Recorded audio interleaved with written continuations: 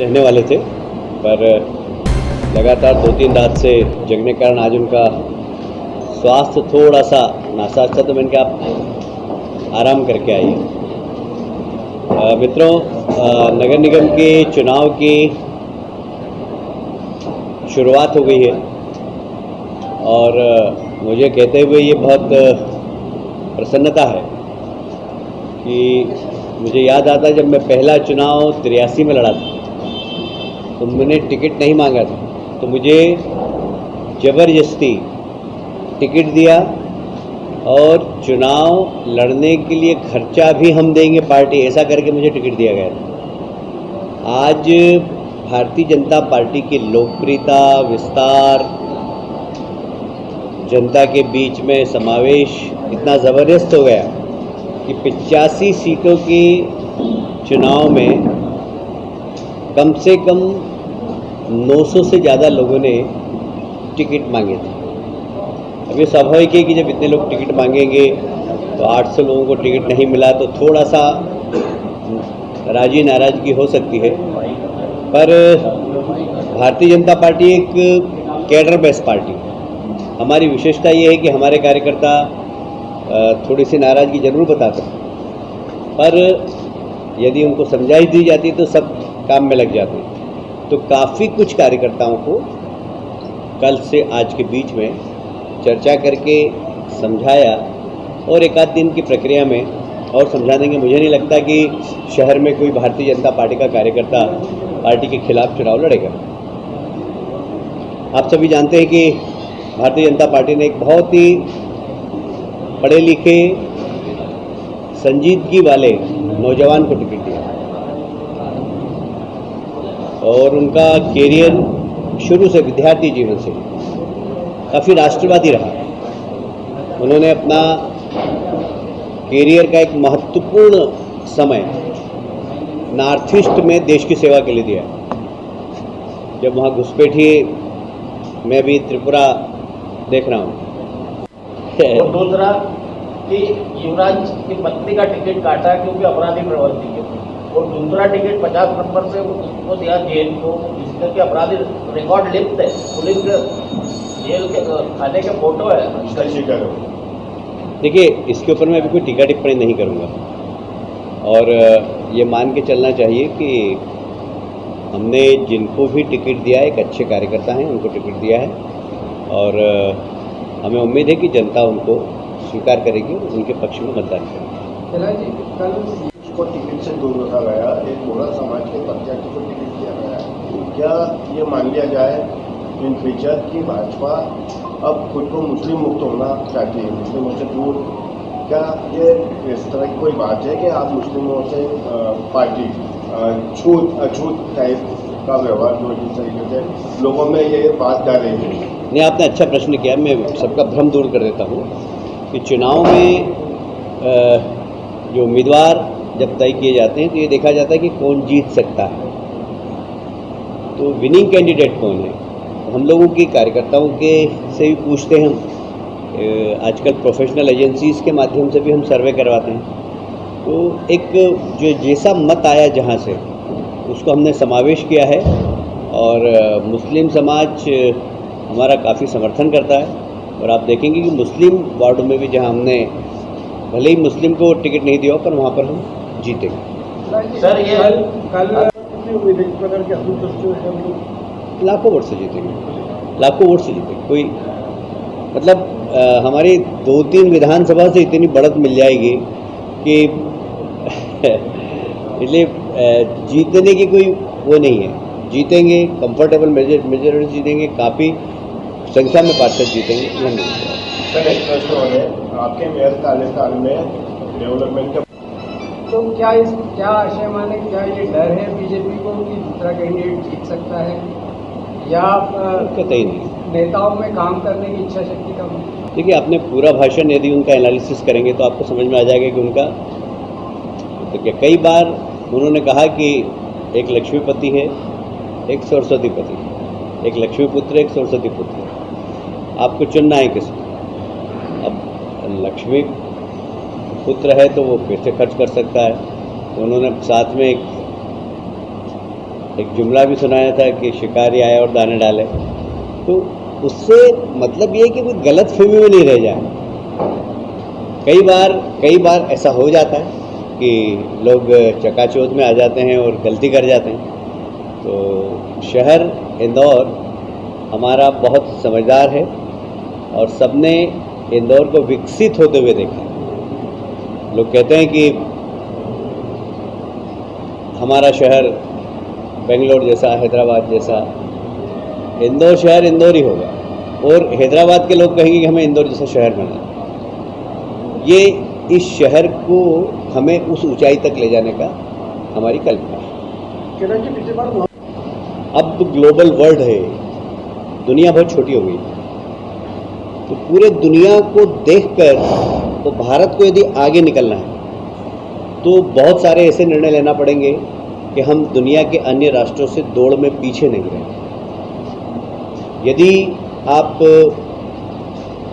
ये कहते हुए हमें बहुत गर्व है कि हमारी सेना विश्व की सर्वश्रेष्ठ सेनाओं में से एक है, पर एक कमी है कि अमेरिका की एवरेज एज सेना की 25 से 26 वर्ष है, रशिया की भी लगभग इतनी है, फ्रांस की भी लगभग इतनी है, तो कहने में ही आता है, चाइना की भी इतनी है, तो कहने में ही आता है कि इनकी सेना युवा है और भारत की एवरेज एज 32 है।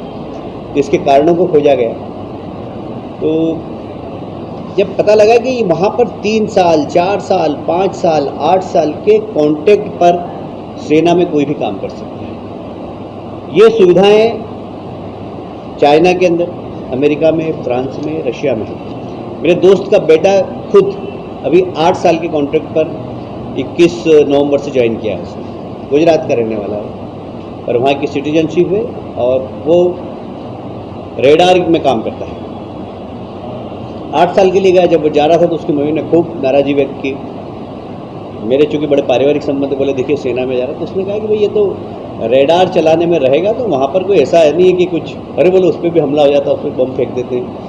मैंने कहा कि 8 साल के लिए कुछ नहीं, और अमेरिका के ऊपर कोई हमला होने की भी संभावना नहीं, करने दो इसको काम। इज़ डूइंग जॉब, 8 साल के लिए काम करेगा वो, 8 साल के बाद उसको कोई पेंशन नहीं, पर उसका इंश्योरेंस रहेगा, उसको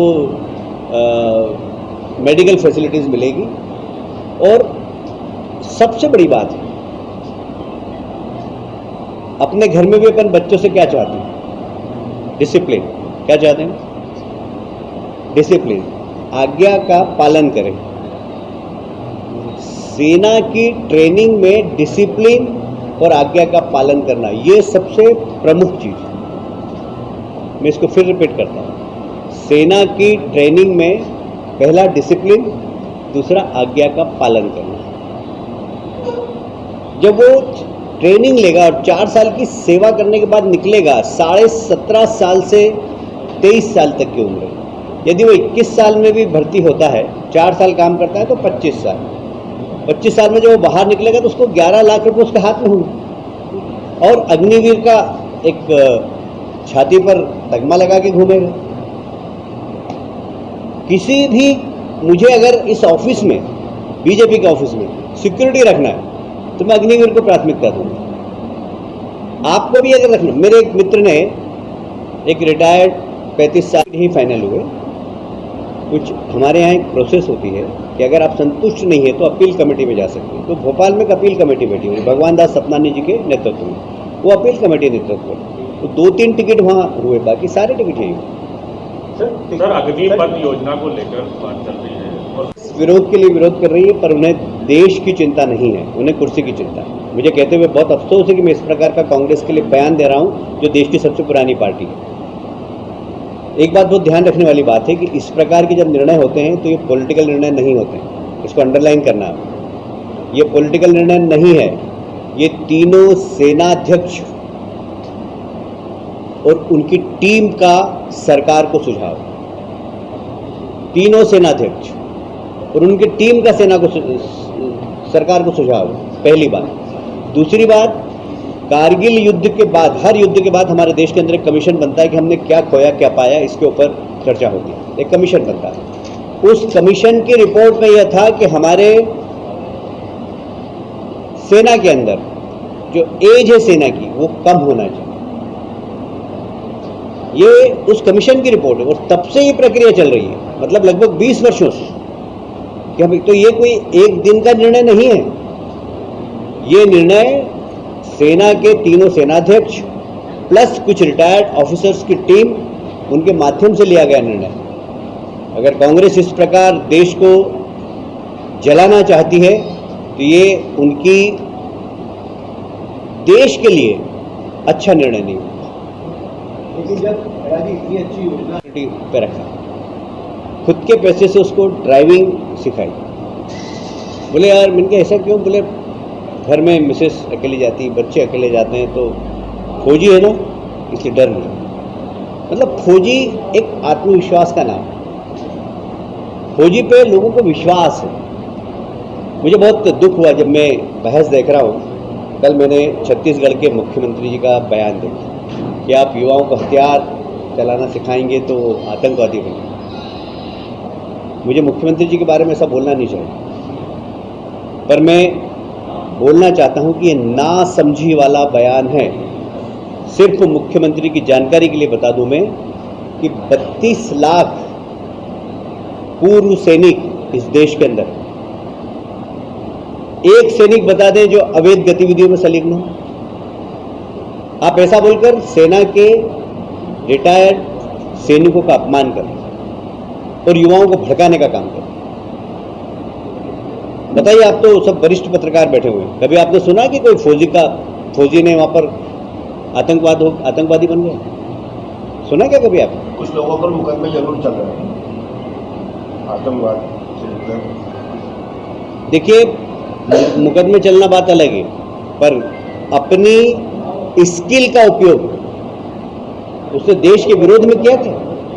इस प्रकार सेना का अपमान नहीं करना चाहिए पूर्व सैनिकों। और मैं छत्तीसगढ़ के मुख्यमंत्री की नासमझी वाले बयान की भर्त्सना करता हूं, निंदा करता हूं। एक संवैधानिक पद पर बैठे हुए व्यक्ति के द्वारा इस प्रकार का बयान है।